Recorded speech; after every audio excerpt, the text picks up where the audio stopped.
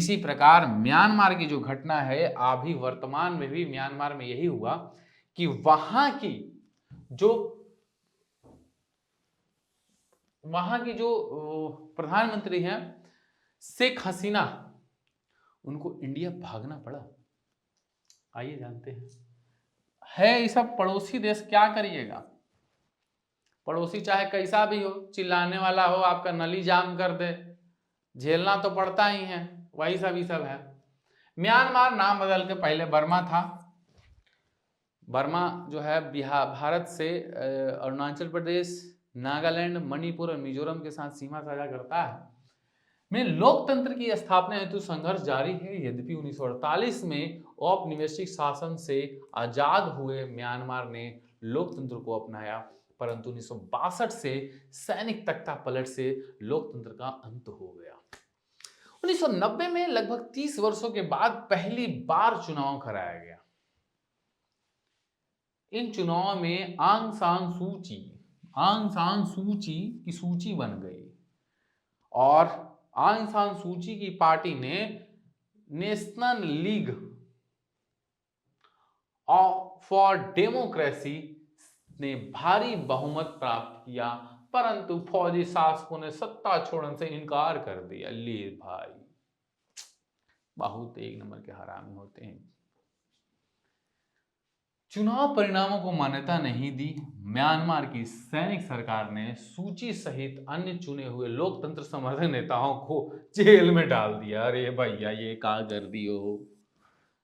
आंग सान सूची इतना सूची बनाई अपनी, और सूची को तुम जेल में डाल दिए हो। उनके घर में ही नजरबंद कर दिया गया। चलो, जेल में नहीं, कुछ नहीं, इज्जत दियो, कम से कम घर में ही जेल बना दिया। म्यांमार ने सैनिक सरकार के विरुद्ध सार्वजनिक रूप से बोलने, बयान जारी करने पर प्रतिबंध लगा दिया गया। ध्यान से बोल नहीं पाओगे। म्यांमार की फौजी सरकार की ज्यादतियों से तंग आकर वहां के लाखों लोगों ने अपना घर छोड़ दिया, पलायन हो गए और वहां से भाग के भारत में आ गए। चलो, भारत में शरणार्थी तो आते ही रहते हैं। ठीक है, अगला।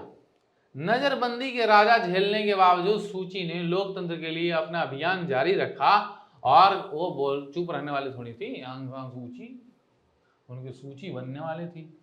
उनके शब्दों में, बर्मा में लोकतंत्र की मुहिम वहां के लोगों के विश्व समुदाय में स्वतंत्र और बराबरी के सदस्य के रूप में और अर्थपूर्ण जीवन जीने का संघर्ष है।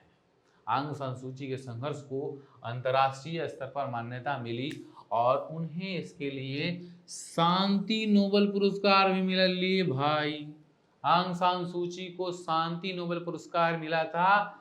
किसके लिए? उन्होंने बर्मा में लोकतंत्र की मुहिम, वहां के लोगों के विश्व समुदाय में स्वतंत्र और बराबरी के सदस्य के रूप में अर्थपूर्ण जीवन जीने के संघर्ष करने के लिए आंग सान सू ची जी को सूची के रूप में नोबेल पीस प्राइज मिला।